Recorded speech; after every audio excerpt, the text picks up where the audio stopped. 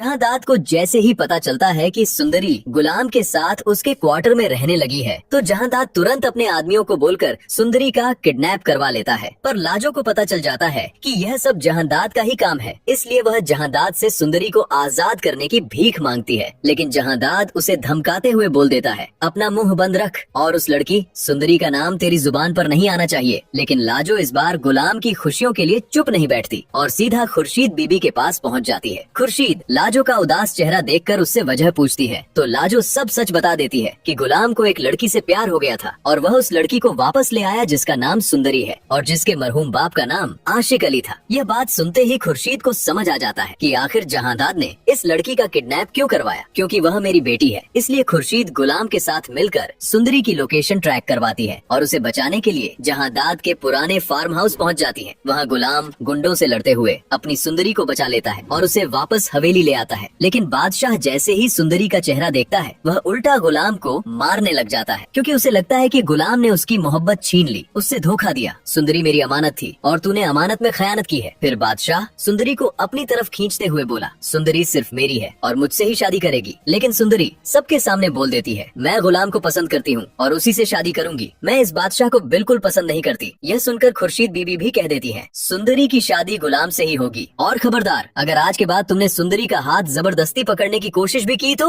लेकिन बॉस बादशाह तो अब पूरी तरह पागल हो चुका है सुंदरी के प्यार में, वह किसी भी कीमत पर उसे हासिल करके ही मानेगा। इधर जहांदाद को जैसे ही पता चलता है कि उसका अपना बेटा ही सुंदरी के प्यार में पागल हो गया है तो वह गेम पलट देता है। वह गुलाम से कहता है, तुरंत सुंदरी को लेकर सुंदर घर से निकल जा, वरना बादशाह उसे तुझसे छीन लेगा और हो सकता है तुझे जान से मार दे। इसलिए गुलाम खुर्शीद बीबी की रजामंदी से सुंदरी को लेकर सुंदरगढ़ छोड़ने का फैसला कर लेता है। लेकिन रास्ते में बादशाह उन दोनों का पीछा करने लगता है, क्योंकि जहांदाद ने डबल गेम खेलते हुए बादशाह को भड़का दिया था। तेरा दोस्त अब तेरा दुश्मन बन चुका है और सुंदरी को लेकर भाग गया है। अगर तुझे सुंदरी चाहिए तो तुझे गुलाम को मारना होगा। असल में जहांदाद गुलाम को इसीलिए मरवाना चाहता था क्योंकि उसी की वजह से आज खुर्शीद को उसकी बेटी सुंदरी वापस मिली थी और गुलाम ने जहांदाद का हुक्म भी नहीं माना था, चुपके से सुंदरी को वापस ले आया था। अब उसे अपनी इस हिम्मत की सजा तो मिलनी ही थी। यहाँ बादशाह रास्ते में गुलाम की गाड़ी का एक्सीडेंट करवा देता है। एक्सीडेंट के बाद गुलाम बुरी तरह जख्मी होते हुए बेहोश हो जाता है और बादशाह तुरंत सुंदरी को अपने साथ वापस सुंदर घर ले आता है। लेकिन बादशाह को यह नहीं पता कि गुलाम अभी जिंदा है और वह अपनी सुंदरी को लेने के लिए वापस जरूर आएगा। पर दोस्तों अब सबसे बड़ा सवाल ये है, क्या बादशाह इतनी आसानी से सुंदरी को छोड़ देगा या फिर सुंदरी के लिए गुलाम और बादशाह की दोस्ती अब गहरी दुश्मनी में बदल जाएगी? दोस्तों आपको क्या लगता है, कमेंट करके जरूर बताना।